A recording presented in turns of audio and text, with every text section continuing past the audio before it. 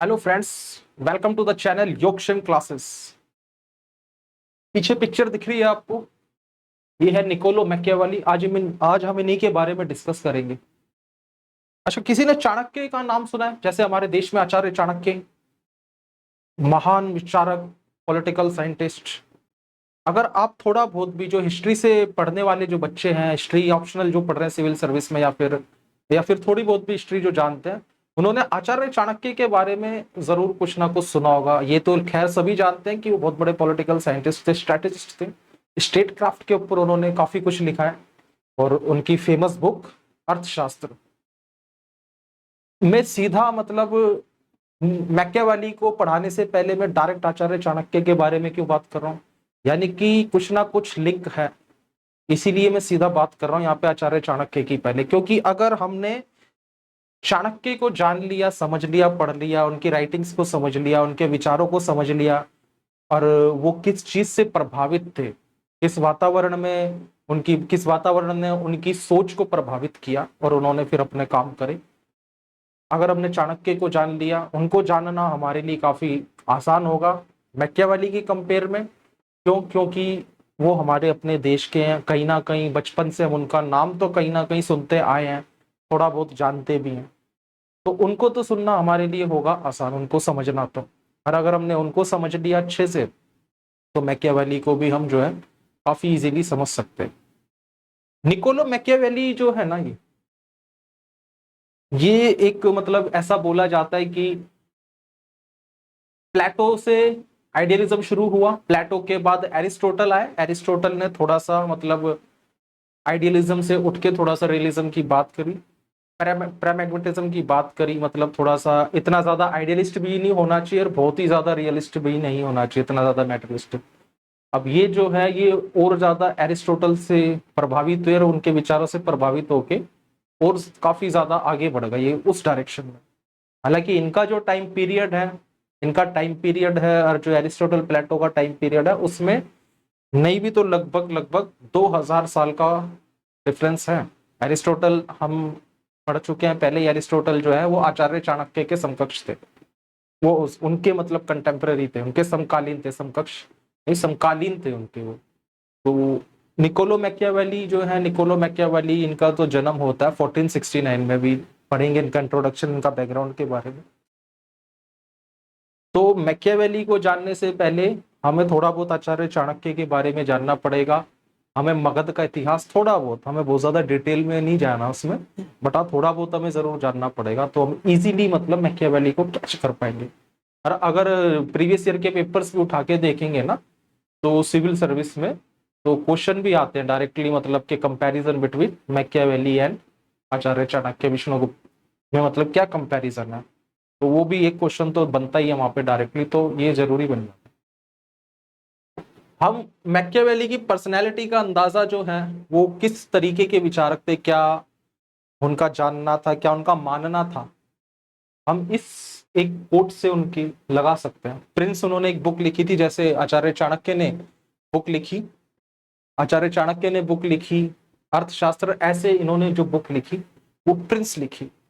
बिल्कुल उसी डायरेक्शन में मैकियावेली आगे बढ़े हैं, जैसे चाणक्य जो है अपनी डायरेक्शन में आगे बढ़े थे। मगध में जिस तरीके के हालात थे उस वक्त, जो भारतवर्ष के जो हालात थे, तो वही सिनेरियो जो है इटली में। हालांकि इटली उस समय इटली नहीं था, वो छोटे छोटे मतलब सिटी स्टेट्स में बटा हुआ था। इनका जन्म फ्लोरेंस में हुआ, छोटे छोटे सिटी स्टेट्स में बटा हुआ था। ठीक उसी तरह जैसे चाणक्य के समय में हमारा देश जो है 16 महाजनपदों में डिवाइडेड था, उनमें से सबसे शक्तिशाली कौन सा था? वो मगध था। ऐसे ही इस वक्त जो इनका जन्म होता है फ्लोरेंस में होता है। अब देखते हैं थोड़ा, it is better to be feared than love if you can not be both. इनका सिंपल इसमें अगर समझे तो इनका मानना है कि भले ही जनता आपको मतलब प्यार करे या ना करे, लेकिन आपके नाम का उनके शरीर में, उनके मन में डर जरूर होना चाहिए। तो ये अपने आप में दिखाता है कितनी रियलिस्टिक अप्रोच है कि मेरी जनता जो है मुझे प्यार बेशक करे ना करे, लेकिन मेरे नाम का, मेरी प्रजा के मन में, शरीर में, उनके देह में डर होना चाहिए। क्यों? क्योंकि प्यार जो है ना, मैकियावेली का मानना है, ऐसे क्रिटिसाइज भी होते हैं, क्योंकि प्यार में तो लॉयल्टी शिफ्ट हो जाती है। लेकिन डर से जो है ना वो लॉयल्टी फोर्सफुली आपकी तरफ बनी रहेगी। तो इसलिए भले ही आपकी प्रजा आपको लाइक करे या ना करे, लेकिन आपके नाम का उनके शरीर में जो है डर जरूर होना चाहिए।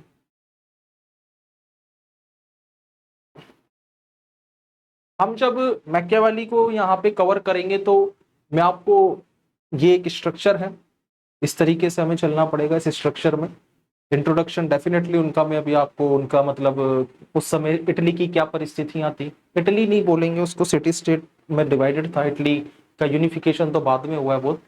उस समय के मतलब क्या हालात थे वहां पे, इन्फ्लुएंस उनके ऊपर क्या रहा, किस मतलब किस किस वातावरण ने उनकी आइडियोलॉजी को या फिर उनके ओपिनियंस जो बनने, उनका थॉट प्रोसेस जो बना वो कैसे इन्फ्लुएंस, उनकी मेथोडोलॉजी फिर क्या थी, कि भाई मेरे को पता तो लग गया, मैं अपने एनवायरनमेंट से तो मैं प्रभावित हो गया, आज मेरे देश में बीजेपी की गवर्नमेंट है या फिर कांग्रेस की गवर्नमेंट है, जो भी है, और उनका जो भी मतलब काम करने का तरीका है, whatever they are making policy, if they are delivering the justice in the society or not, उन वो जो भी गवर्नमेंट है, जो भी इनकी काम करने का तरीका है, मैं उनसे जो है इन्फ्लुएंस, उस चीज ने मेरे को इन्फ्लुएंस तो करा, मैं पॉजिटिवली भी हो सकता हूँ, मैं नेगेटिव इन्फ्लुएंस भी हो सकता हूँ। अब ये देखना है कि अगर मैं नेगेटिवली इन्फ्लुएंस्ड हूँ, यानी कि if I am influenced by the government's work negative way में, कि मैं यानी कि मैं डिसएग्री हूँ, तो definitely I want to bring change in the society और सिस्टम।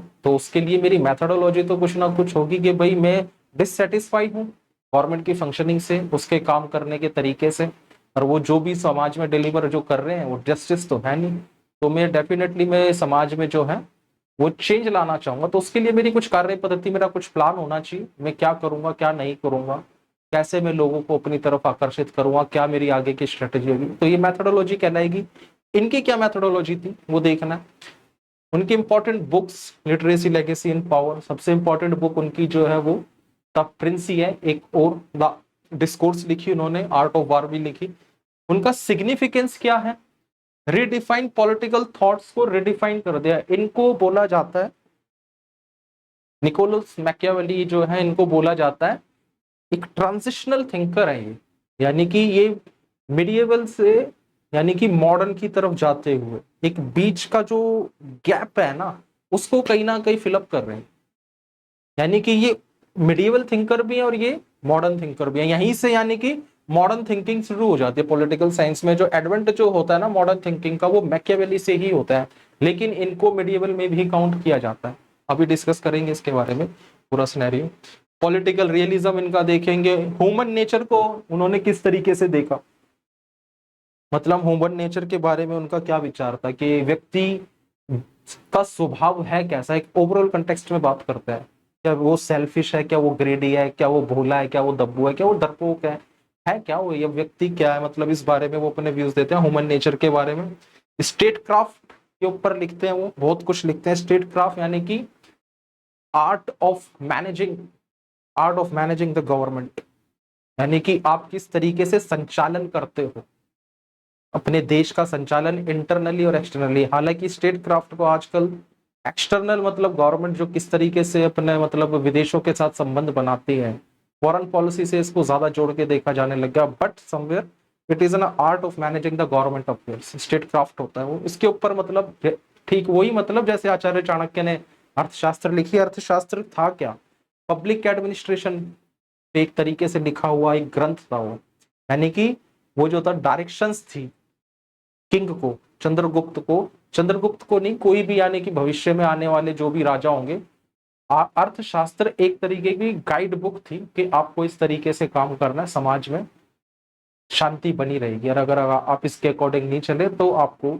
रिवोल्ट फेस करना पड़ सकता है, समाज में शांति होगी या समानता होगी, और समाज में न्यायपूर्ण समाज तो नहीं होगा। ऐसे ये भी लिखते हैं, स्टेट क्राफ्ट पे भी बुक लिखते हैं, क्वालिटीज बताते हैं प्रिंस में क्या क्वालिटीज होनी चाहिए, रिलीजियन एंड मोरालिटी पे बात करते हैं, और फोर्स कब, ये फर्स्ट थिंकर थे यानी कि उन्होंने रिलीजियन को और मोरालिटी को पॉलिटिक्स से एकदम अलग कर दिया, यानी कि रिलीजियन का पॉलिटिक्स से कोई लेना देना नहीं, रिलीजियन एक अलग चीज है, पॉलिटिक्स एक अलग चीज है, ये एक नई चीज निकल के आते हैं इनके थिंकिंग में।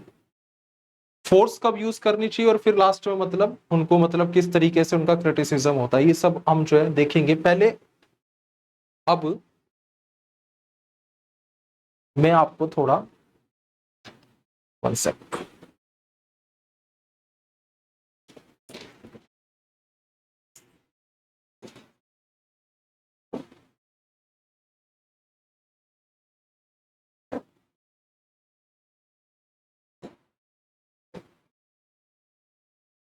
उस समय के मतलब जैसा हमने प्लेटो के बारे में भी पढ़ा और हमने एरिस्टोटल के बारे में भी पढ़ा, और मैंने आपको ये बात पहले भी बताई है कि कोई भी व्यक्ति, कोई भी पॉलिटिकल थिंकर जो होता है वो अपने समय का शिष्य होता है। यानी कि उस समय के वातावरण का जो है उसके ऊपर बहुत गहरा प्रभाव पड़ता है, और वो वातावरण जो है उसको पुश करता है उसी डायरेक्शन में सोचने के लिए जिसको आज हम पढ़ रहे हैं।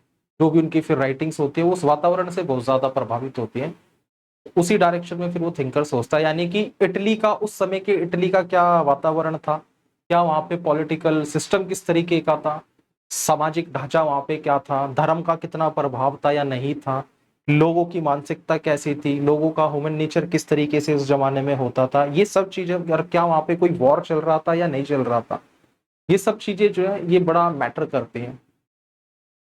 किसी भी पॉलिटिकल थिंकर को ये सब चीजें जो है पुश करती है उस डायरेक्शन में आगे बढ़ने के लिए। मैकियावेली को भी करा। तो अगर हम मैकियावेली की बात करें, उस जमाने की इटली की बात करें, अब मैं इधर थोड़ा सा आपको इटली से आप हटके सिर्फ अपने देश में आ जाए, थोड़ा सा हमें आचार्य चाणक्य के और चंद्रगुप्त मौर्य के जमाने में हमें थोड़ा बहुत चलना है।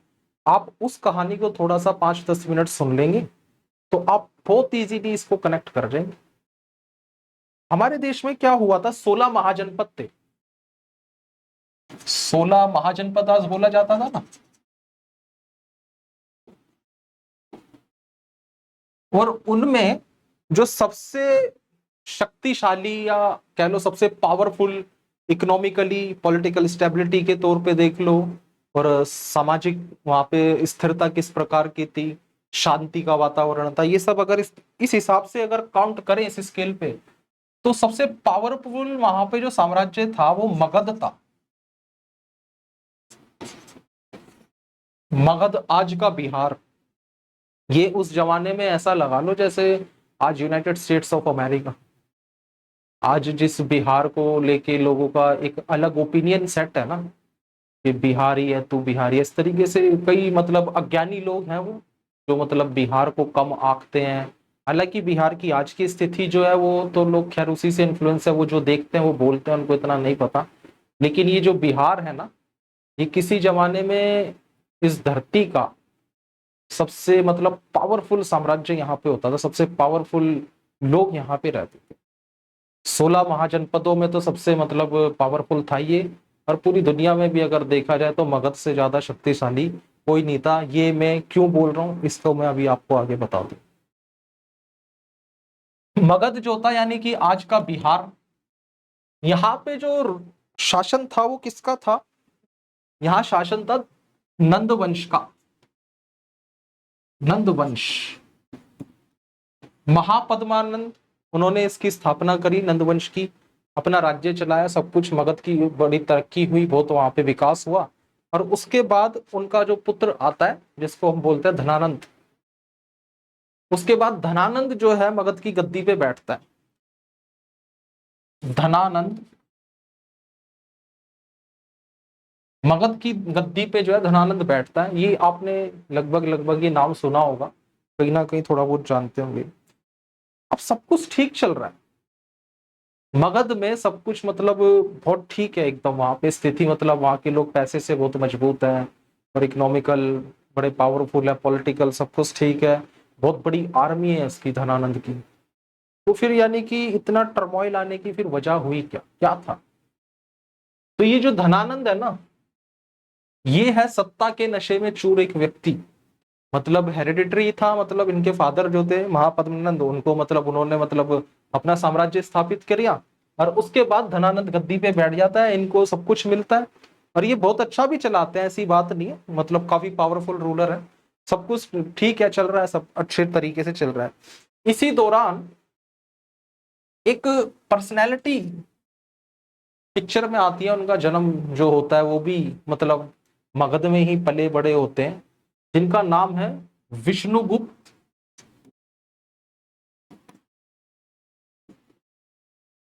और उनको हम चाणक्य के नाम से जानते हैं।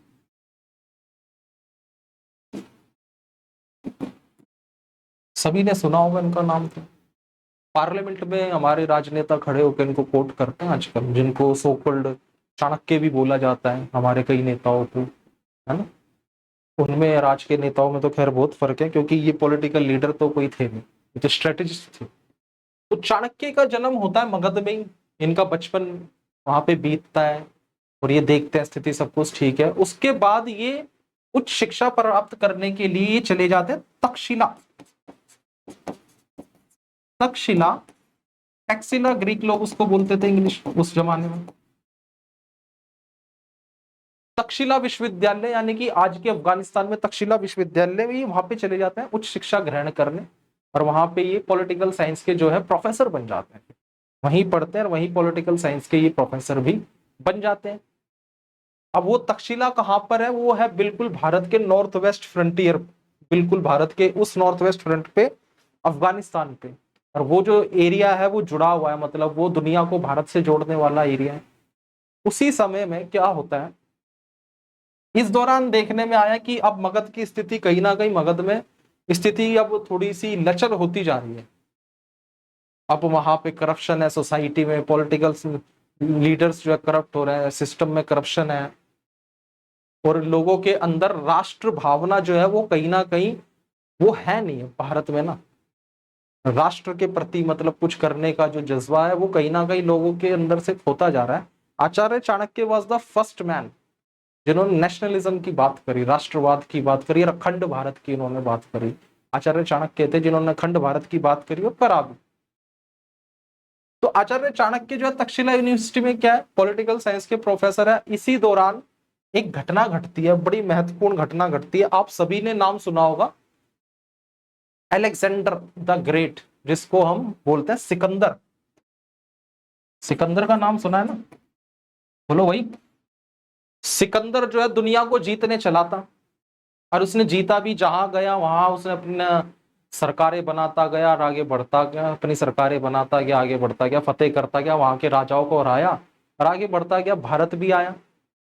अब आचार्य चाणक्य जो है आने वाले संकट को, क्योंकि बहुत शानदार व्यक्तित्व है इनका, बहुत मतलब दूरदर्शी है, सब भांप लेते हैं, पहले से पॉलिटिकल साइंटिस्ट है, दुनिया भर की किताबें पढ़ी हैं, खुद का अपना इतना एक्सपोजर एक्सपीरियंस है, भांप जाते हैं पहले कि देश पे खतरा है, अलेक्जेंडर आ रहा है और हमारे देश को रोंद देगा, और हमारा देश रोंदा जाएगा। क्यों? क्योंकि एकता की है कमी, एकता की कमी है उस, यानी कि तक्षशिला जहां पे है जिस एरिया में, अब वहां का जो अम्बी करके एक शासक था, वो तो ऑलरेडी मतलब कहीं ना कहीं कह दो कि सरेंडर कर देता है, वो ऑलरेडी सरेंडर कर देता है। अलेक्जेंडर बोलते थे उसको, अलेक्जेंडर को, अलेक्जेंडर के आगे वो सरेंडर कर देता है और संधि कर लेता है, कि यानी कि एक दरवाजे कहीं ना कहीं भारत के खोल दिए उसने, अम्बी ने। हालांकि उससे पहले पोरस से, राजा पोरस से उसकी लड़ाई होती है अलेक्जेंडर की, और वो मतलब राजा पोरस उसमें हारते थे, बट अलेक्जेंडर का उसमें भारी नुकसान होता है सिकंदर का। बट फिर भी अम्बी की और उससे संधि हो जाती है और भारत के दरवाजे जो है वो खुल जाते हैं।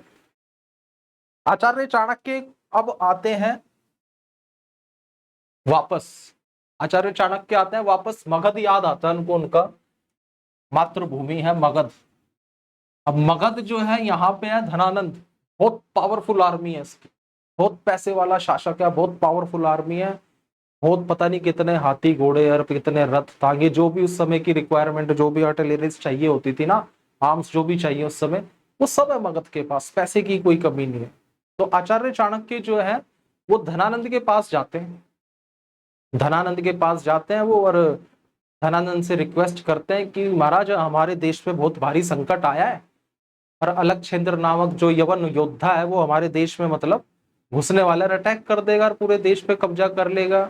लेकिन ये जो मगध का जो शासक जो धनानंद है ना, इसकी सोच थोड़ी सीमित है, इसकी सोच सीमित है, कहता है कि ये तो वो जाने, अम्बी जो है वहां का राजा, तक्षशिला का जो राजा है, मतलब वहां का शासक है, ये तो वो जाने। और वो हमसे मदद मांगेंगे अगर वो लोग, तो हम मदद कर देंगे। हम उनके पछड़े में क्यों पड़े? यानी कि कहीं ना कहीं राष्ट्रीय एकता की कमी है, राष्ट्रीय एकता की कमी है। और आचार्य चाणक्य इस चीज को भाप जाते हैं कि ये चीज जो है हमारे देश को गुलाम बना देगी।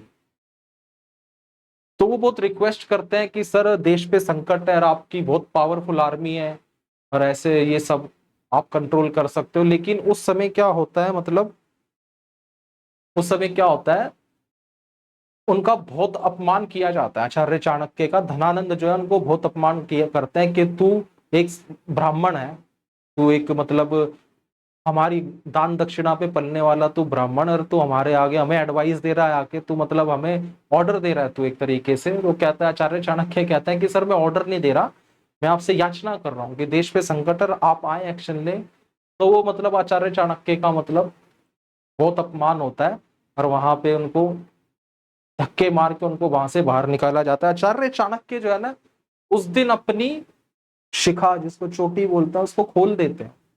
हमें उनकी जितनी भी पिक्स मिलेंगी वो ऐसी दिखेंगी ना, उनकी चोटी खुली पड़ी है। तो आचार्य चाणक्य अपनी शिखा खोल देते हैं, कहते हैं और कसम खाते हैं कि ये अब मैं जब ही बांधूंगा जब मैं तेरे को इस पद पे से, सत्ता से हटा दूं और दूसरा साम्राज्य, दूसरा राजा नहीं बना दूंगा मैं। दूसरा राजा कोई सक्षम व्यक्ति जो भारत को एक करे और हर खतरे से भारत को सुरक्षित रख सके, ये वो कसम खाते हैं। अब उन्होंने कसम तो खा ली। अब यानी कि ये तो हमें पता लग गया कि मगध में और पूरे हमारे देश में कमी किस चीज की थी उस समय। एक तो एकता की कमी नहीं, एकता नहीं है ना, राष्ट्रीयता का भाव नहीं है, यानी कि एक वो जो कहते हैं ना देशभक्ति का भाव, राष्ट्रभक्ति, राष्ट्र के लिए कुछ करना, इन सब चीजों की कमी है मतलब हमारे देश में ना। तो ये एक बड़ा खतरा था और इसको हमें भुगतना भी पड़ा। आचार्य चाणक्य वापिस आ जाते हैं। अब वो अपने जो है उस सम्राट की तलाश में लग जाते हैं वो, कि मैंने सत्ता से इसको हटाने का, धनानंद को सत्ता से हटाने का मैंने इसको चैलेंज तो कर दिया, लेकिन मेरे को वो सम्राट ढूंढना पड़ेगा ना, मैं कहाँ से बनाऊंगा मतलब। इसी दौरान तो उनको ऐसी मतलब उनको वो उस गांव में से जा रहे होते हैं और उनको एक बच्चे, कुछ बच्चे खेलते हुए मिलते हैं। राजकीलम नाम एक खेल होता था, राजकीलम। राजकीलम का मतलब यानी कि बच्चे खेल रहे थे कि एक राजा बैठा है और मतलब वहां पे पूरा एक शासन व्यवस्था के ऊपर एक खेल होता था, उसको राजकीलम कहते थे। कि राजा कैसे समाज में न्याय करता है, उसका एक वजीर भी है, उसके दंडाधिकारी भी है, और इस तरीके से खेल है। तो वहां पे वो राजकीलम खेल कुछ बच्चे खेल रहे थे। वहां पे जो बच्चा उस राजा का किरदार परफॉर्म कर रहा था ना, उसका नाम था चंद्रगुप्त। उस बच्चे का नाम था चंद्रगुप्त। आचार्य चाणक्य छुपके से दूर खड़े होके कहीं पेड़ के नीचे उन बच्चों का राजकीलम जो खेल है वो देख रहे हैं कि हाँ बच्चे खेल तो रहे हैं कुछ। अब उनको उनका सम्राट मिल जाता है, उस राजा उस बच्चे को देखते हैं। आचार्य चाणक्य जो है बड़े इंप्रेस हो जाते हैं, बड़े इंप्रेस होते हैं उस बच्चे से। क्यों होता है? वो ऐसी क्या बात करता है, बिल्कुल 10-12 साल का लड़का है, 12-14 साल का लड़का है कोई, 10-12 साल का, और वो आचार्य चाणक्य को इंप्रेस कर देता है कि वो राजा की गद्दी पे बैठा है और उसके सिपाही किसी को पकड़ के लाए, किसी दूसरे देश के मतलब किसी दूसरे राज्य के किसी व्यक्ति को उसने चोरी कर ली, उनके राज्य में आके, मगध में आके चोरी कर ली। ऐसा बच्चे खेल रहे हैं। तो उस व्यक्ति ने उनके राज्य में आके चोरी कर ली, तो वो उसको जो है मतलब दंड देना है अब उसको, तो राजा के पास पेश किया जाता है। तो उनके अधिकारी कहते हैं, मतलब उस बच्चे से राजा जो है उनके अधिकारी कहते हैं कि महाराज इसको ज्यादा दंड दिया जाए। कि क्यों? कि महाराज ये वो है दूसरे प्रदेश का है, मतलब ये मलेच्छ है, ये किसी दूसरे राज्य का है, हमारे राज्य का नहीं है। तो ये वहां पे जो बच्चा जो है ना राजकीलम खेल में जो राजा का किरदार निभा रहा है चंद्रगुप्त, वो खड़ा होता है और अपने सारे दंडाधिकारियों को, अपने वजीरों को, अपने मंत्रियों को बहुत कड़ी फटकार लगाता है कि नहीं, मेरे देश में मतलब कोई मलेच्छ, कोई मतलब अवंती नहीं, कोई काशी नहीं, कोई कुछ नहीं, ये भारतवर्ष एक है ये। उसको उतना ही दंड मिलेगा जितना इस राज्य के व्यक्ति को भी दंड मिलता, और इस राज्य के व्यक्ति को भी उतना ही दंड मिलेगा वहां किसी दूसरे देश में जाके जितना उसको वहां के मिलेगा। यानी कि सब बराबर है, कोई अवंती का नहीं, कोई काशी का नहीं, कोई मथुरा का नहीं, कोई मगध का नहीं और कोई तक्षशिला का नहीं, सबके लिए, यानी कि कानून सबके लिए बराबर है। ये चीज मतलब ये वो लाइन बोलता है और आचार्य चाणक्य बड़े इंप्रेस हो जाते हैं कि यार ये लड़के में तो हमारा इतना बड़ा सम्राट, मगध का सम्राट, उसके दिमाग में ये बात नहीं है।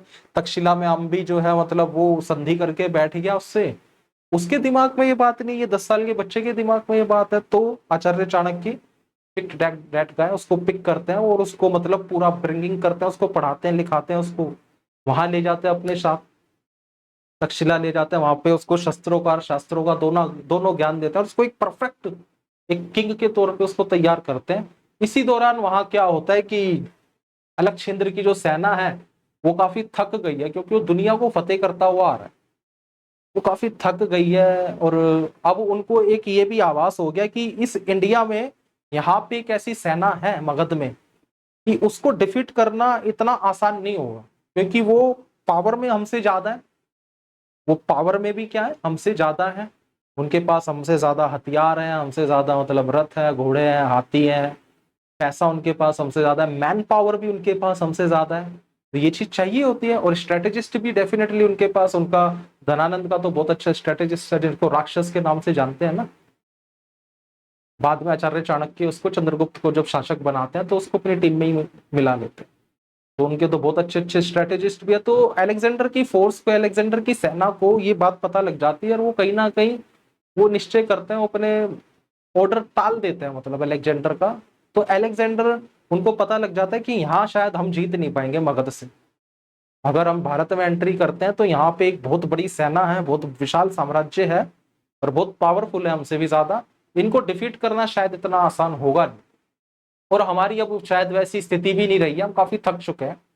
तो अलेक्जेंडर की जो सेना है ना वो वापस चली जाती है, और जहां जिस एरिया तक वो छोड़ के जाता है, अफगानिस्तान के पीछे का जो आसपास का एरिया है, वहां पे अलेक्जेंडर जो है, जहां तक वो मतलब आ चुका था, उस एरिया को बैक्टीरिया बोला जाता था, वहां से वो वापस चला गया और वहां अपना एक गवर्नर जो है छोड़ गया, जिसको हम बोलते थे सेल्यूकस निकेटर बोलते, सेल्यूकस निकेटर, है ना। सेल्यूकस निकेटर को उधर का उस एरिया का जो है वो बना देता है वहां का गवर्नर। बाद में सेल्यूकस निकेटर की बेटी से ही चंद्रगुप्त की शादी आचार्य चाणक्य करवाते, उनकी बेटी हेलेना थी, संधि थी एक प्रकार की, नहीं तो चंद्रगुप्त उसको वहां पे भी नहीं टिकने देता।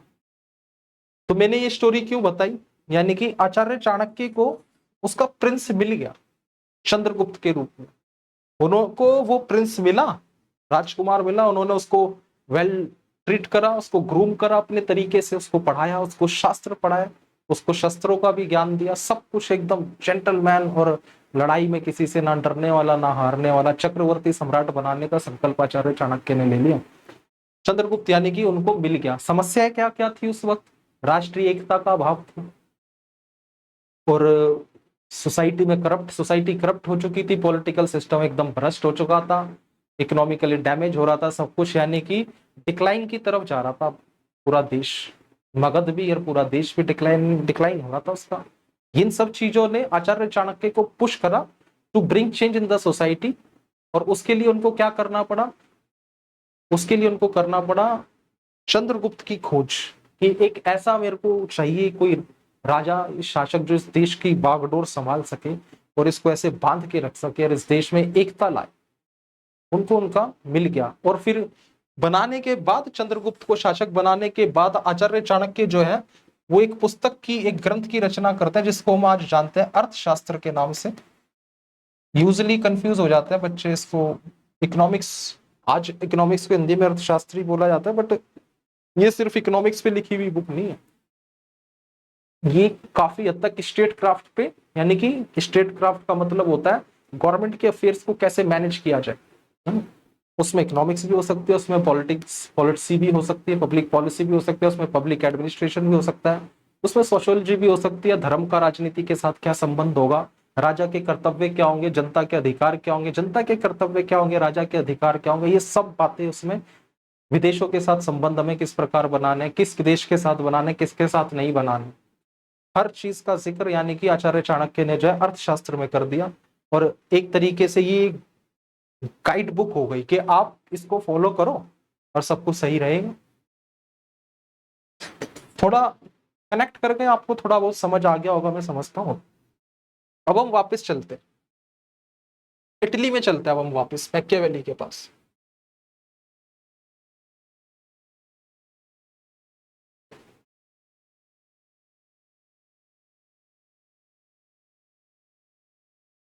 मैकियावेली जो है उनको बोला जाता है architect of political realism, architect of political realism.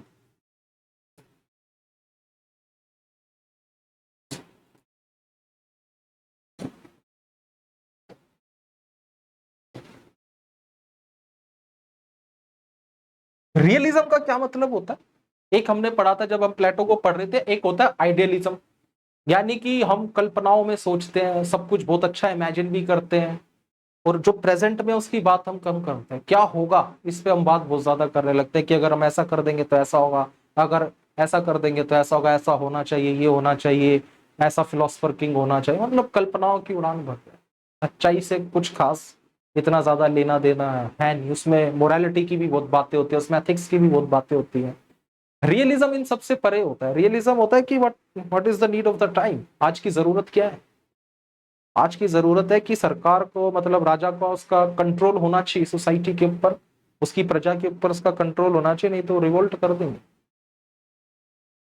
अभी की जरूरत क्या है, अभी की जरूरत है कि हमारे पास जो है बहुत अच्छे अच्छे हथियार होने चाहिए, बहुत हाई क्वालिटी के, मतलब टैंक्स होने चाहिए हमारे पास, एयरक्राफ्ट होना चाहिए, हमारा डिफेंस सिस्टम बड़ा मजबूत होना चाहिए, एयर डिफेंस सिस्टम मजबूत होना चाहिए, हमारी नेवल अकेडमी, हमारी नेवल जो फोर्स है, मतलब नेवी, वो बड़ी स्ट्रांग होनी चाहिए।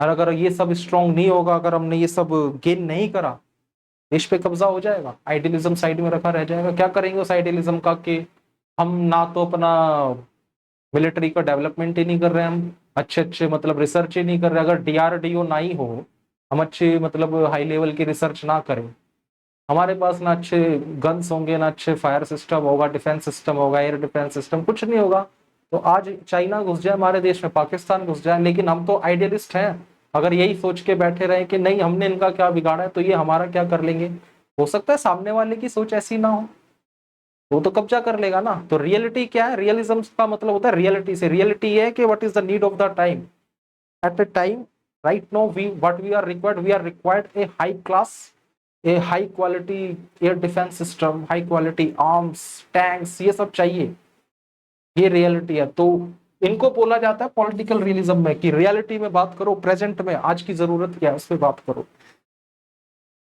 ये ट्रांजिशन वाले थिंकर है, मैंने आपको बताया था। अब थोड़ा सा मैं आपसे जिक्र करूंगा यहाँ पे इटली का।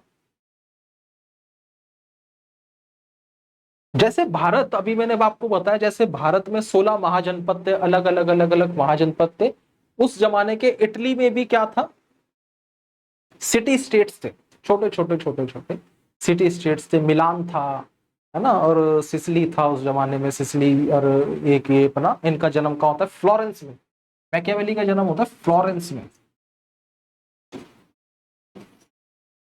फ्लोरेंस में इनका जन्म होता है मैकियावेली का। यहाँ पे भी बिल्कुल वही समस्याएं हैं, यहाँ पे समस्याएं जो है बिल्कुल एज इट इज वो की वो है।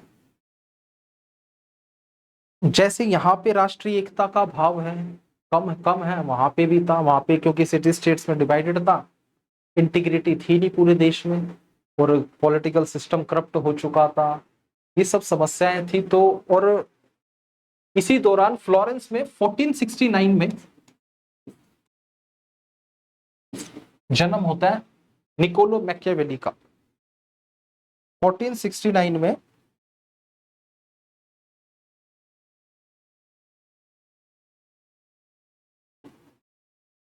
निकोलो मैकियावेली का जन्म होता है।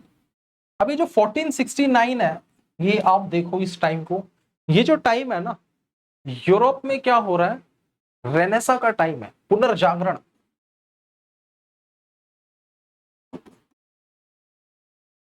रेनेसा बोलते हैं ना,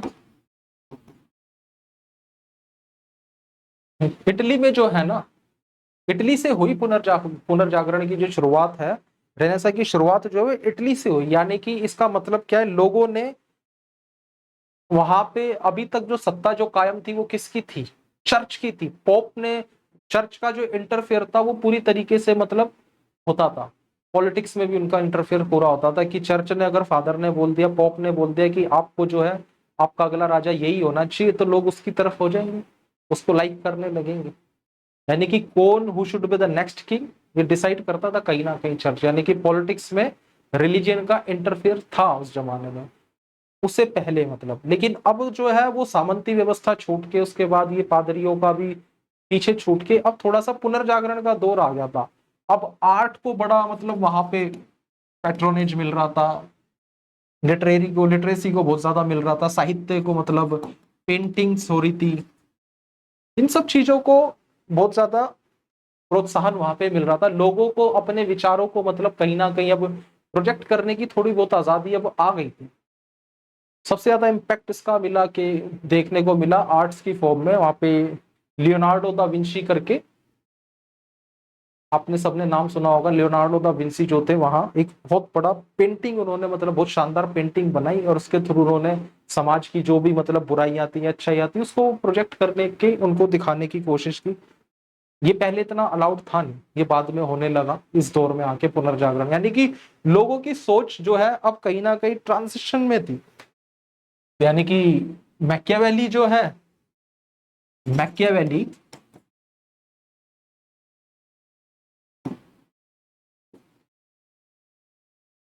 ये भी ट्रांजिशन वाले थिंकर है। यानी कि ये अब रेनेसा के दौर में जन्मे हैं। ये एक समय अपना मिडिएवल पीछे छूट के मॉडर्निटी की तरफ ही आ रहे। इन्होंने देखा अपने समय में, इन्होंने अपने समय में देखा ना भाई पुनर्जागरण, लोगों का शिफ्ट देखा, आइडियोलॉजीज का शिफ्ट देखा। पहले जो इतना ज्यादा कंजर्वेटिव थॉट्स थे अब उससे कहीं ना कहीं आगे बढ़ के अब आगे की तरफ थोड़ा लिबरलिज्म की तरफ शुरुआत, एक कहीं ना कहीं उसकी शुरुआत हुई थी इटली से, उसकी शुरुआत हुई थी। यानी कि अब जो है चैलेंज होने लगा था किसको, चर्च को, चर्च को, चर्च को चैलेंज होने लगा था। पहले तो ये बोल दिया चर्च ने कि यही सही है, यही सत्य है, और लोगों ने मान लिया। अब लोगों ने थोड़ा सा सवाल करना चालू कर दिया कि व्हाई, व्हेन, व्हाट। चर्च ने बोल दिया कि पृथ्वी गोल है, पृथ्वी चपटी है, मान ली कि हाँ भाई पृथ्वी चपटी है। चर्च ने बोल दिया कि सूरज पृथ्वी के चारों ओर चक्कर लगाता है, और लोगों ने मान भी लिया। बट जैसे जैसे अब थोड़ा सा साइंस भी आने लगा, विज्ञान को भी थोड़ा प्रोत्साहन मिलने लगा, तो कई सारे साइंटिस्ट आए। हालांकि ये तो बाद में हुई ये सब खोज, ये इस जमाने के बाद जब हमें पता लगा कि भाई पृथ्वी सूरज के चारों ओर चक्कर काटती, सूरज नहीं काटता। तो उसी मतलब उसी साइंटिस्ट को सड़क पे खड़ा करके पत्थर मारे कि बोल तूने गलत बोला, क्योंकि चर्च ने तो यही बोल रखा है ना कि सूरज पृथ्वी के चारों ओर चक्कर काटता है। उसने बोल दिया कि हाँ भाई ठीक है सूरज काटता है, लेकिन सच तो यही है ना कि पृथ्वी चारों ओर चक्कर काटती है सूरज के। लेकिन ट्रांजिशन की तरफ तो हम लोग जा रहे थे, व्यक्ति जो है यूरोप में और उसमें भी खासकर इटली में ट्रांजिशन तो हो रहा था, इसलिए इनको transition, thinker of transition period का थिंकर भी इनको जो है ना बोला जाता है। और हम जो है एडवेंट हो रहा है एक तरीके से किसका, मॉडर्न थिंकिंग का, advent of modern political thinking. अभी तक क्या था, अभी तक तो हमने एंशियंट ग्रीक के थिंकर्स पढ़े, हमने पढ़ लिया एरिस्टोटल पढ़ लिया, हमने प्लेटो पढ़ लिया, हमने सोक्रेटिस, वो तो एंशियंट टाइम के थिंकर्स हैं।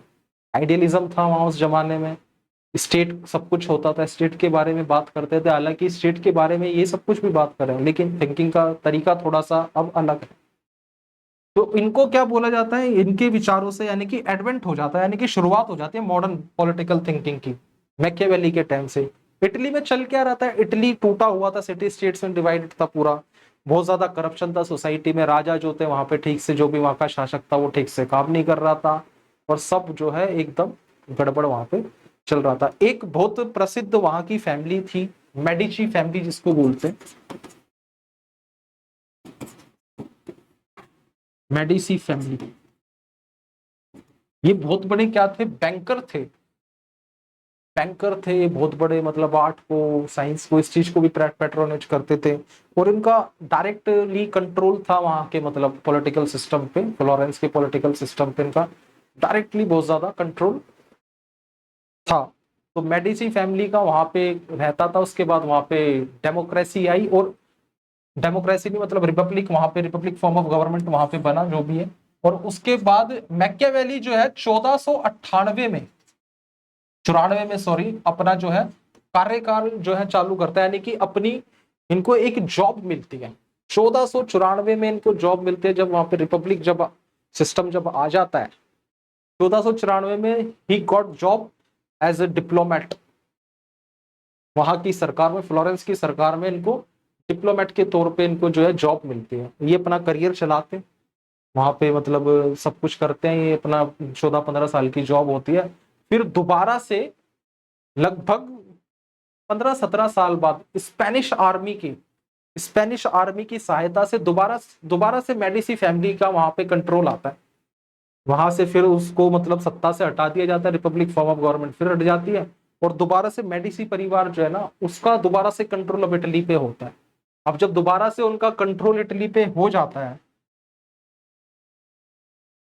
तो वो उन सभी लोगों को एक तरीके से, जब बोलते हैं ना सत्ता का परिवर्तन होता है, अभी तो ब्यूरोक्रेसी है हमारे देश में, तो नेता तो मतलब 5 साल के लिए होता है, लेकिन ब्यूरोक्रेट जो होता है वो तो 60 साल की उम्र तक जॉब करता है एक IAS अफसर। तो वो तो सरकार का मुलाजिम होता है। अभी चाहे चीफ मिनिस्टर योगी आदित्यनाथ हो, और चाहे फिर उसके बाद अखिलेश यादव हो, या फिर चाहे उससे पहले अखिलेश यादव थे, उसकी जो जॉब है चीफ मिनिस्टर के ऑर्डर्स को फॉलो करने के, किसी पर्टिकुलर पर्सन से वो बंधा हुआ नहीं है ऐसा, मतलब ऑन पेपर्स तो यही है, बाकी सबकी अपनी अलग अलग आइडियोलॉजी तो होती है, वो आप जानते ही हो। तो जैसे ही दोबारा से मेडिसी परिवार का वहां पे कंट्रोल होता है ना, उन सब लोगों को बर्खास्त कर देते हैं और उठा उठा के जेल में डालते हैं। उनमें से ही एक मैकियावेली भी होते हैं, तो मैकियावेली को भी जेल में डाल दिया जाता है उठा के 1512 में, कि चल भाई तू भी पहुंच, उसको एग्जाइल में कर दिया जाता है। तो मैकियावेली को पॉलिटिकल एग्जाइल में फिर वहां से छोड़ते हैं, पॉलिटिकल एग्जाइल में रहते हैं, मतलब नजरबंद रखते हैं कि कोई हरकत ना करे ये आदमी, क्यों? क्योंकि अगर ये भड़का देगा लोगों को तो रिवोल्ट हो सकता है या जो भी है। तो वो फिर वो एक बुक लिखते हैं, उस बुक का नाम है द प्रिंस। अच्छा, ये जो बुक है ना, ये बुक वो लिखते हैं दोबारा से, जो मेडिसी परिवार का जो दोबारा से वहां पे अब राजकुमार जो किंग बनेगा, लोरेंजो दा विंची करके, है ना, वो कहीं ना कहीं उसको एक तरीके से उसको बोलते हैं ना कि चापलूसी वाली किताब है ये।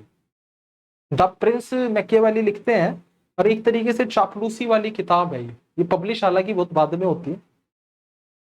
तो वो कहते हैं कि मैकियावेली कहते हैं कि आप ये बुक पढ़ो और आप जो है आप किंग बनोगे और हमेशा बने रहोगे, इस तरीके से आपकी सत्ता कायम रहेगी।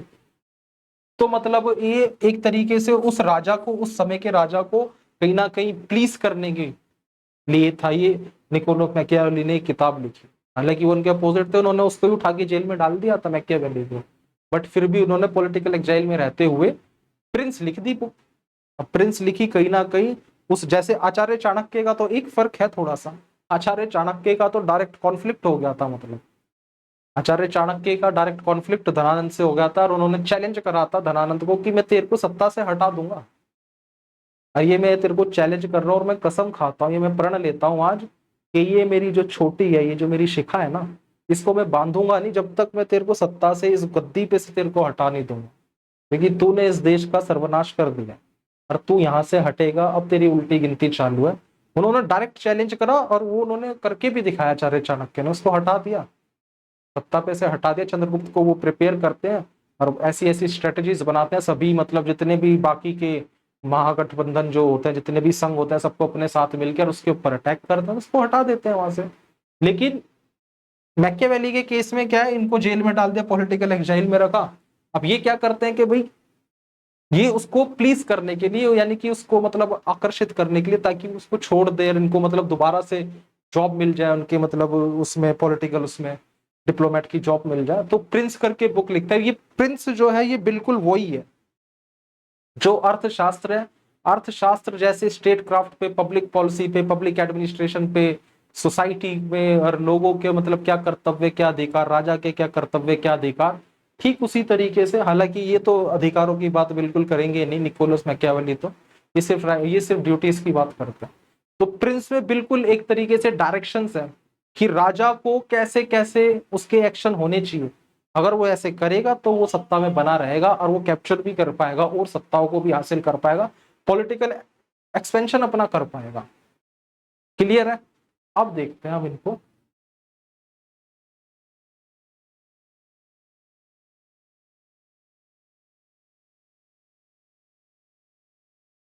ठीक है, अब इनका इंट्रोडक्शन है। इनका जन्म जो होता है 1469 में, 1469 में फ्लोरेंस में, ड्यूरिंग द रेनेसेंस। रेनेसेंस जैसे मैंने अभी आपको बताया पुनर्जागरण का दौर था। अभी तक वहां पे चर्च की सत्ता कायम थी, लेकिन अब जो है थोड़ा सा लोगों ने सोचना समझना चालू कर दिया था। आर्ट को थोड़ा सा पेट्रोनेज मिलने लगा, लिटरेचर को थोड़ा सा पेट्रोनेज मिलने लगा, साइंस को। साइंस लोगों को ये सिखाता है क्वेश्चन करना। साइंस का इंपॉर्टेंस सबसे ज्यादा जो होता है हमारी जिंदगी में वो ये होता है कि वो अंधविश्वास की जो झिल्ली होती है ना, अज्ञानता की झिल्ली, उसको छाटता है। उसको मतलब अज्ञानता के पर्दे को एकदम से उस झिल्ली को हटा देता है। साइंस अगर आपने पढ़ ली तो मैं तो ऐसा मानता हूं कि शायद ही विश्वास होगा फिर छोटी ऐसी अंधविश्वास वाली बातों में। अगर कोई बच्चे पढ़ रहे हैं साइंस, बीएससी, एमएससी, या फिर जो कर रहे हैं पीएचडी, किसी ने अगर 11th 12th में भी साइंस स्टूडेंट्स है, वो भी मतलब इतना ज्यादा मतलब इतनी जल्दी किसी पे विश्वास करेंगे। वहां पे क्या था, रेनेसेंस का दौर था, पुनर्जागरण चल रहा था, यानी कि अब चर्च की अथॉरिटी को जो है चैलेंज होने लग गया था। और लोगों ने थोड़ा सा उनको अपने प्रोजेक्ट करना चालू कर दिया था आर्ट्स की फॉर्म में। लियोनार्डो दा विंची करके जो था वहां पे बहुत बड़ा आर्टिस्ट था, उसने पेंटिंग बनाई थी, बड़ी फेमस है। He served as a diplomat and advisor amidst Italy's political chance चल रहा था वहां पे बहुत ज्यादा। और वो उस जमाने में क्या थे, पॉलिटिकल एक एडवाइजर के तौर पे, डिप्लोमेट के तौर पे वहां पे काम कर रहे थे। वो non for prioritising practical power over moral ideas. Morality का कोई जगह नहीं है पॉलिटिक्स में। प्लेटो आइडियलिस्ट थे, एरिस्टोटल उनसे ज्यादा थोड़ा, वो आइडियलिस्ट नहीं थे, लेकिन वो बहुत इतने ज्यादा भी मतलब नहीं बात करते थे कि मोरालिटी बिल्कुल होनी ही नहीं चाहिए, ऐसा भी नहीं वो कह देते। हालांकि वो प्लेटो के कंपेयर में काफी हद तक रियलिस्ट थे, लेकिन ये जो है ये उनसे भी आगे बढ़ जाता है। कहते हैं मोरालिटी का पॉलिटिक्स में कोई काम ही नहीं है। कहते हैं कि एक जो व्यक्ति है, साधारण व्यक्ति है, उसकी मोरालिटी और एक प्रिंस जो है, एक राजा जो है, शासक, उसकी मोरालिटी में फर्क है। अब उस मोरालिटी का आप करोगे क्या कि आपके तो देश पे हमला हुए जा रहा है, पाकिस्तान मार रहा है धड़ाधड़ बम गिर गिर के, और यहां से भी मार, पंजाब पे हमला कर दिया, राजस्थान पे कर दिया हमला, और आप कह रहे हो कि नहीं हम नहीं मारेंगे, नहीं कि उनके लोग मर जाएंगे। उनके जो सैनिक हैं वो भी तो लोग, वो भी तो इंसान ही है। और अगर हमने ऐसी सोच रख ली जो अपने आप में काफी हद तक ठीक है, चलो सोक्रेटिस के फॉलोवर्स हैं, जो इंसानियत के कबीर के फॉलोवर्स हैं, वो तो बिल्कुल ऐसी बात, ये भी ठीक है अपने आप में कि अगर हम उनके ऊपर बम मारेंगे तो उनके फौजी मर जाएंगे, उनके भी तो बीवी बच्चे हैं, और उनका घर कैसे चलेगा फिर। तो अपने आप में ये ठीक है। लेकिन मैकियावेली कहता है कि अगर हम एक राजा ने या फिर एक सैनिक ने अगर मोरालिटी दिखा दी तो देश गुलाम हो जाएगा। बात सही है बिल्कुल। हमारे ऊपर पड़ रहे हैं धड़ाधड़ बम गिर के, पंजाब पे, हरियाणा पे, राजस्थान पे पाकिस्तान फायर करे जा रहा है, हम बैठे हैं कि नहीं। तो वो कह रहे हैं कि यहाँ पे क्या प्रैक्टिकल पावर को इंपॉर्टेंट देता है कि भाई बम मार रहे हैं तो आपको उनसे 4 गुना फालतू मारने पड़ेंगे फिर, जब ही सुरक्षित रहोगे, नहीं तो मोरालिटी का क्या करोगे तुम, ऐसे एथिक्स का, मोरालिटीज का कोई काम नहीं है। ये ideals doesn't work in real life, आपके देश पे कब्जा हो जाएगा। मोरल आइडियल्स को वो एकदम साइड कर देता है। पॉलिटिक्स में मोरालिटी की कोई जगह नहीं। मोरालिटी होती है यानी कि यही मोरालिटी है, ऐसा नहीं कि वो मोरालिटी के खिलाफ है। साधारण व्यक्ति जो है, आम जनता, उसकी मोरालिटी है, वो उसी तरीके से सोचे समझे काम करे। लेकिन the moment when you enter in the active politics and you became the king of a country, आप यानी कि प्रिंस बन जाते हैं, राजा बन जाते हैं, तो आपकी जो मोरालिटी है ना वो अलग है। फिर आपकी मोरालिटी यही है कि आपको रिटेलिएट करना पड़ेगा, और उनसे ज्यादा 2 गुनी पावर के साथ करना पड़ेगा, विदाउट एनी सेकंड थॉट कि उनके भी लोग मारे जाएंगे और उनके सैनिक मर जाएंगे। ये सब अगर आपके दिमाग में आ रहा है तो आप जो है राजा बनने के लायक हो नहीं, फिर you don't deserve to be a king और prince. Exiled by the Medici family के द्वारा उनको एक्साइल्ड कर दिया। Use time to write influential works, इसी दौरान उन्होंने अपनी राइटिंग्स लिखी। सबसे इंपॉर्टेंट प्रिंस के बारे में हम बात कर रहे हैं। Niccolo Machiavelli, born in Florence, ये सब हम देख चुके हैं। Lived during the turbulent Renaissance के टाइम में working as a diplomat is exiled by the Medici family. Medici family मैंने बताया ना, ये बहुत मतलब पावरफुल फैमिली थी वहां पे। ये ऐसा बोला जाता है कि एक समय में इन्होंने, ये इतने बड़े बैंकर्स थे, मतलब इतने बड़े पैसे वाले लोग थे कि इन्होंने इंग्लैंड को, तो इतना पावरफुल साम्राज्य जिसको बोला जाता है, एक जमाने में इन्होंने, उस जमाने में इंग्लैंड को बहुत भारी कर्ज दे रखा था मेडिची फैमिली। अब जो लोग इतने पैसे वाले हैं तो वही, उनका तो कंट्रोल तो डेफिनेटली होगा ही। हमारे देश में भी पैसे वाले लोगों का डायरेक्टली और इनडायरेक्टली कंट्रोल तो होता ही है। अंबानी, अडानी या जितने भी और बड़े बिजनेसमैन है, वेदर वी बिलीव इट और नॉट, बट ऐसा है, वो लोग कंट्रोल तो करते हैं हमारे सिस्टम को, इसमें कोई वो नहीं है। तो मेडिची फैमिली उस तरीके से उस जमाने में ये लोग भी कंट्रोल करते थे। Lead to his famous writings focusing on real world पे, यानी कि उन्होंने फोकस करना चालू करा। और इसी दौरान वो बुक लिखते हैं, कौन सी, प्रिंस लिखते हैं, ताकि मेडिची फैमिली के जो नए वो हैं, मतलब लोरेंजो करके जो बनेंगे, उनको कहीं ना कहीं प्लीज करने की कोशिश करते हैं मैकियावेली कि आप इस बुक को पढ़ो और आप प्रिंस बन जाओगे, हमेशा बने रहोगे आप अगर ऐसे ऐसे काम करोगे तो। उनके ऊपर इन्फ्लुएंस पड़ा, shaping and shaped by history. Influence पड़ा उनके ऊपर कैसा, हिस्ट्री, यानी कि उन्होंने जो है एंशियंट ग्रीक टाइम का देखे अगर, उन्होंने पढ़ा आइडियलिज्म, यानी कि प्लेटो को, सोक्रेटिस को पढ़ा, उन्होंने पढ़ा देन एरिस्टोटल। इन लोगों को उन्होंने पढ़ा, कंपेयर करा, और इस नतीजे पे पूछे कि प्लेटो को तो कर दिया पूरे तरीके से रिजेक्ट किया, ऐसा तो चलेगा नहीं। एरिस्टोटल से काफी हद तक प्रभावित थे, बल्कि वो उससे भी आगे बढ़ गए। एरिस्टोटल ने ऐसा बिल्कुल एथिक्स को साइड नहीं कर दिया पूरी तरीके से, मोरालिटी को, वो क्योंकि उनके गुरु तो खुद दुनिया के सबसे बड़े मतलब एथिक्स में बिलीव करने वाले, और सोक्रेटिस, और बहुत बड़े आज यही बोला जाता है ना कि ह्यूमैनिटी जो जिंदा है मतलब सोक्रेटिस की वजह से ही है। तो वो एरिस्टोटल से तो इंस्पायर्ड एंड इन्फ्लुएंस थे, बट इतने ज्यादा भी नहीं थे, यानी कि वो उनसे भी ज्यादा आगे बढ़ गए और एकदम रियलिस्टिक अप्रोच उन्होंने अपनाई। Ancient thinkers like Plato, Aristotle, inspired by figure like Caesar Borgia and Italian city-state politics। ये जो है ना सीजर बोर्जिया, इनकी एक स्टोरी अभी मैं बता दूं, इनसे कैसे इंस्पायर थे वो, अब इनसे कैसे इंस्पायर थे अब, और हमें मैकियावेली की पर्सनैलिटी का यहाँ पे अंदाजा हो जाएगा कि वो किस तरीके का व्यक्ति था। सीजर बोर्गिया जो थे ना, ये था एक किसी छोटे से स्टेट का, किसी राज्य का शासक था, और ये किसी दूसरे जगह पे जाके वहां हमला करता है, आक्रमण करता है, और उसको जीत लेते हैं। ये उसको यह करते हैं, ये जीत लेते हैं वहां पे अपना। अब ये चाहते हैं कि भाई यहाँ पे मैं जीत गया तो यहाँ मेरी सरकार चले। सीजर बोर्गिया चाहते हैं कि यहाँ पे मेरी सरकार चले, और लोगों से टैक्स लेना चालू करते हैं। अब वो लोग जो है वो मना करते हैं कि हम तुझे मानते ही नहीं अपना राजा, हम तुझे अपना शासक मानते नहीं, तूने यहाँ पे इतना ज्यादा मतलब अनएथिकल काम करे, नरसंहार करा, ये करा वो करा, अरे हम तुझे मानते ही नहीं अपना राजा।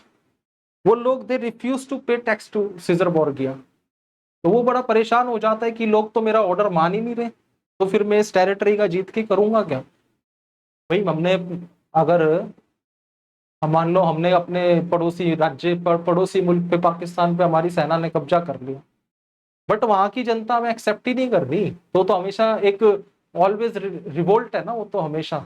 तो फिर हम उस टेरिटरी का क्या करें, फिर तो कॉन्फ्लिक्ट ही रहेगा। तो सीजर बोर्गिया कहता है कि इस चीज का क्या हल करें, ये लोग मेरे ऑर्डर्स को फॉलो ही नहीं कर रहे, इस राज्य के लोग मेरे ऑर्डर्स को फॉलो ही नहीं करे, तो कुछ करना पड़ेगा, कि करे क्या इसका। तो वो अपने मिलिट्री कमांडर होता है उनका, यानी कि उनका सेनापति जो होता है, उसको ऑर्डर देते हैं कि भाई ये मेरे ऑर्डर्स मान नहीं रहे, इनको टैक्स देना है, टैक्स कलेक्ट करो, इनसे कैसे करें कि कुछ भी करो। तो उनका कमांडर कहता है कि कुछ भी करो, कि वायलेंस करनी पड़ेगी, कि तो सीजर बोर्गिया कहता है कि ये जो हमने युद्ध लड़ा है और इनको जीता, इसमें भी तो वायलेंस हुई है, इसमें भी वायलेंस हुई है, तो इसमें अब हम बताओ, वायलेंस हो रही है तो करो, लेकिन मेरे को तो किसी भी कीमत पे चाहिए कि लोग मेरा ऑर्डर फॉलो करें। कहता है ठीक है।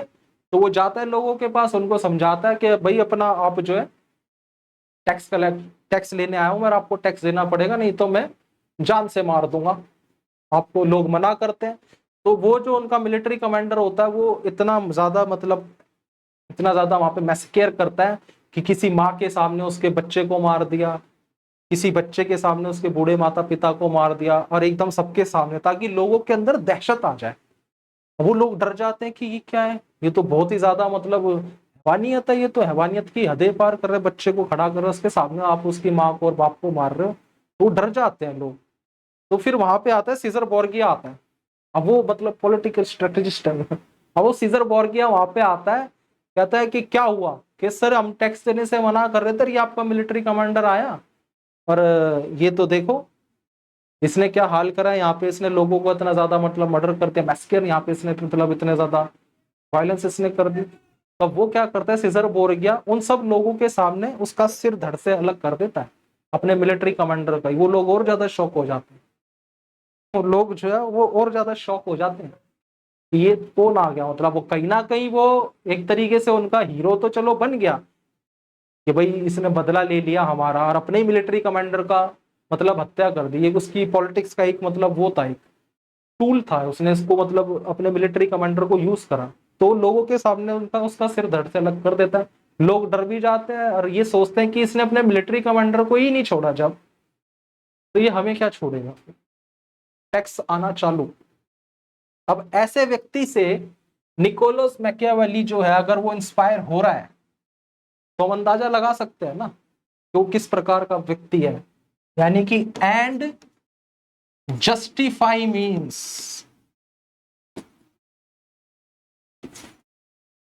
लक्ष्य हासिल होना चाहिए एट एनी कॉस्ट, कुछ भी साधन अपनाओ आप, आपका लक्ष्य बस हासिल होना चाहिए। End justify means influenced philosopher like Hobbes को आगे चल के और रूसो को इन्होंने इंस्पायर करा। वो जब हम हॉब्स और लॉक रूसो को सोशल कॉन्ट्रैक्ट में पढ़ेंगे तो देखेंगे।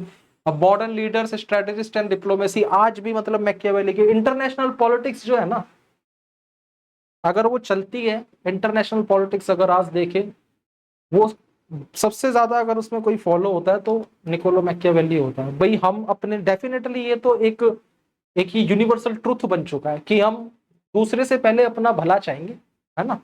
मैकियावेली यही तो चाहता है कि अमेरिका जो मर्जी करे, जो कुछ भी करे अमेरिका चाइना, लेकिन हमें पहले अपने आप को सिक्योर करना है। हमारा जो परमाणु कार्यक्रम है वो यही है।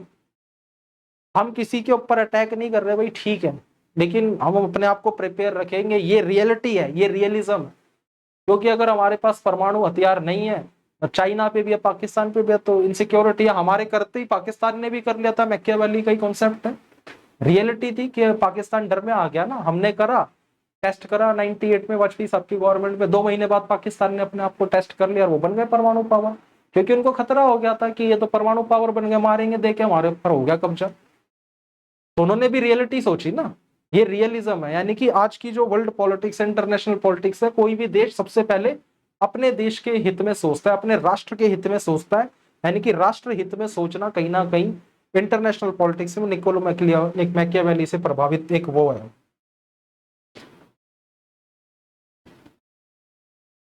अब इनकी मैथडोलॉजी, प्रैक्टिकल अप्रोच, हम देख चुके हैं कि मॉरल्स में, एथिक्स में बहुत ज्यादा बड़ी बड़ी बातों में कुछ रखा नहीं है। एक्शन, एक्शन लो सीधा, मतलब डायरेक्ट एक्शन। अगर आप किसी को बहुत ज्यादा ना वार्निंग दो, ना किसी को चैलेंज करो, कुछ नहीं।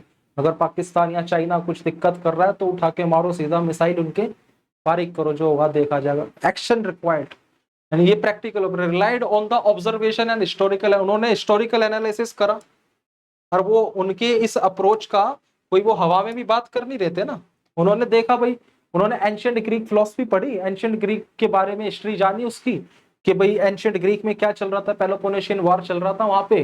और जो एथेंस के लोग थे वो बहुत ज्यादा अपने आप में मतलब पढ़े लिखे, वहां पे एथेंस तो वो बोलता ना ज्ञान की भूमि थी, कि सारे वहां पे फिलोसफर ही जन्म लेते थे। वो फिलोसफर ने जन्म ले लिया वहां पे। और स्पार्टा में सैनिक, उन्होंने अपनी सैनिक शक्ति बढ़ा ली, और वॉर हुआ तो वहां पे कोई लड़ने वाला था नहीं। वहां का राजा भी ऐसा ही था, उन्होंने ये सब चीजें सीखी नहीं, तो स्पार्टा ने एथेंस को हरा दिया। तो हिस्ट्री को एनालाइज कराना कि भाई ठीक है आप फिलोसफी पढ़ो, सारी बात भी ठीक है, लेकिन आपको अपनी स्ट्रेंथ, आपको अपनी पावर भी, मतलब पावर मैटर्स, सिंपल मैटरलिस्टिक चीज है। मैटरलिस्टिक से भी ज्यादा आज के जमाने में अगर बात करें तो पावर को आपको मेंटेन करना पड़ेगा और उसको बढ़ाते रहना पड़ेगा। पावर मैटर करते हैं। Focus on what worked in power struggles. आज की जो इंटरनेशनल पॉलिटिक्स में जो मतलब पावर स्ट्रगल चल रहा है ना, अमेरिका और चाइना में कंपटीशन चल रहा है, इंडिया चाइना में चल रहा है, इंडिया अमेरिका में चल रहा है, India Russia, Russia Pakistan, Russia China, Russia America, सब में आपस में, यानी कि सब अपने देश को ऊपर उठाना चाहते हैं। स्ट्रगल है ना पावर का। अमेरिका इसमें कहीं ना कहीं लीड करता है, अब उसको चाइना से बहुत ज्यादा टक्कर मिलने लग गई है। आप आजकल चाइना इसमें लीड कर रहा है, यानी कि दुनिया में खेल जो चल रहा है सारा वो पावर का चल रहा है, यानी कि स्ट्रगल जो भी चल रहा है ना पावर का है, चाहे वो इकोनॉमिकल पावर बनना हो, चाहे फिर वो पॉलिटिकल पावर बनना हो, चाहे फिर वो मिलिट्री पावर बनना हो। Empirical method akin to a political scientist, empirical method use करता है यानी कि ऑब्जर्वेशन बेस्ड टेक्निक्स यूज करता है कि पहले जांचो परखो, सिर्फ हवा में मतलब अपने तरीके से बात मत कर दो, what is the need of the time, और उस पर एक्शन लेना पड़ेगा हमें, प्रेजेंट में सिचुएशन क्या है उसको जांचो और एक्शन लो। बड़ी बड़ी बातें करने से और सिर्फ कॉन्वर्जेशन से और डायलॉग से काम चलता नहीं आज के टाइम में। मैकियावेली तो 600 साल पहले ये बात बोल रहे थे। उन्होंने बुक लिखी इंपॉर्टेंट, बुक कौन कौन सी लिखी उन्होंने? द प्रिंस लिखी 1513 में, discourse on Livy insight into the republican governance में, आर्ट ऑफ वार लिखी उन्होंने, strategist for a military organisation, military organisation के लिए कि आर्ट ऑफ वार के ऊपर ये किताब लिखते हैं। मैकियावेलीज की works include the prince, a ruler's guide to power, जैसे आचार्य चाणक्य ने अर्थशास्त्र लिखी ना, अर्थशास्त्र क्या था? एक गाइड थी ना चंद्रगुप्त के लिए या आने वाले सभी सम्राटों के लिए, गाइड थी कि भाई आपको ऐसे ऐसे काम करना है, सत्ता बनी रहेगी हमेशा, कोई रिवोल्ट नहीं, समाज में शांति रहेगी, पॉलिटिकल स्टेबिलिटी रहेगी, कोई किसी प्रकार का खतरा नहीं होगा। ऐसे ही प्रिंस जो है ना रूलर्स की गाइड है टू पावर एंड डिस्कोर्स, जो बुक है ना उनकी, वो exploring Republic using Roman history, Roman history को पढ़ के उन्होंने रिपब्लिक, अच्छा वो जो है ना रिपब्लिक फॉर्म ऑफ गवर्नमेंट को कोई बहुत ज्यादा क्रिटिसाइज नहीं करते, वो कहते हैं रिपब्लिक फॉर्म ऑफ गवर्नमेंट भी ठीक है, अच्छी है, लेकिन इटली के लिए ठीक नहीं है वो। Republic form of government is good form of government, वो ठीक है, लेकिन इटली में जिस तरीके के व्यक्ति हैं और यहाँ पे जिस तरीके का ह्यूमन नेचर को कहीं ना कहीं वो जो देख रहे हैं ना, वो बहुत ज्यादा ग्रीडी, लालची और एकदम बेकार, तो उसके लिए सशक्त रूलर चाहिए। तो इटली में तो यानी कि आपको एक प्रिंस चाहिए और सशक्त प्रिंस चाहिए और चालाक प्रिंस चाहिए। रिपब्लिक फॉर्म ऑफ गवर्नमेंट अच्छी हो सकती है जहां पे डेमोक्रेसी डेमोक्रेसी जहां अच्छी हो सकती है, एशिया के देशों में देखो, इंडिया में बोल रहे हैं इंडिया में चल सकती है, ईरान में चल सकती है, रशिया वगैरह में, लेकिन इटली में इससे काम चलेगा नहीं भाई। यहाँ पे तो क्या चाहिए, वहां यहाँ पे तो क्या चाहिए कि यहाँ पे हमें प्रिंस चाहिए।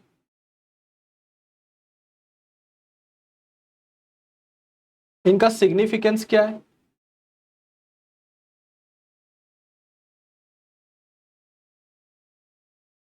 सिग्निफिकेंस है इनका कि रिडिफाइन करते हैं पॉलिटिकल थॉट को। रिडिफाइनिंग का मतलब है कि अभी तक क्या चल रहा था, अभी तक लोग बस प्लेटो की बात कर रहे थे या फिर एरिस्टोटल की बात कर रहे थे, बहुत ज्यादा आइडियलिज्म देखने को मिला पहले, क्योंकि सोक्रेटिस का असर प्लेटो पे है, आइडियलिज्म के आगे बढ़े थोड़े से, एरिस्टोटल ने थोड़ा सा मतलब हट के बात करी, बट इतना ज्यादा तो नहीं, और इतना ज्यादा रियलिस्टिक अप्रोच उनकी भी नहीं थी। तो इन्होंने तो बिल्कुल रिडिफाइन कर दिया पॉलिटिकल थॉट को, और एक ट्रांजिशन आई, मतलब मिडिएवल से लेके हम आगे मॉडर्न थिंकिंग के चलो चले गए। ये पायनियर्ड बोले जाते हैं रियलिज्म के, जो फोकस करते हैं रियलिटी पे, यही सब चल रहा है। मतलब influenced rise of European nation state, Machiavelli's realism shifted political thought to prioritize what works over what is ideal, यानी कि क्या आइडियल क्या है हमें उसकी बात नहीं करनी, क्या चीज काम करेगी रियलिटी में हमें उसके ऊपर बात करनी है। ये होगा वो होगा ये हो सकता है नहीं, इस चीज पे हमें बात नहीं करनी, अभी किस चीज की जरूरत है, क्या काम कर सकता है, हमें वो बात करनी है, ठीक है ना। His ideas influence modern diplomacy like treaty negotiations और cold war power balance shaping. Balance of power का जो कॉन्सेप्ट चलता है आजकल, वो पूरी तरीके से अगर हम देखा जाए ना रियलिज्म है, और वो निकोलो मैकियावेली से कोल्ड वॉर में चला ना, बैलेंस ऑफ पावर चलता था, आज भी बैलेंस ऑफ पावर है। हमने न्यूक्लियर पावर बन गए हम 98 में, हमारे ठीक बाद पाकिस्तान बन गया, उन्होंने बैलेंस करा यानी कि पावर का। आज देखते हैं ना कि रात को 9 बजे मतलब टीवी न्यूज चैनल तो कर देता है परमाणु बम हमले हो गए, कि हो गया तीसरा विश्व युद्ध, हो गया वर्ल्ड वॉर, बट इतना इजी वो है नहीं है वो ना, क्योंकि पावर का बैलेंस है, क्योंकि अगर एक देश के पास न्यूक्लियर सेटअप है तो दूसरे देश के पास भी है, तो एक बैलेंस बना हुआ है। ये सब कुछ क्या है, ये कहीं ना कहीं रियलिज्म को दर्शाता है, ये निकोलो मैकियावेली के थॉट्स को दर्शाता है।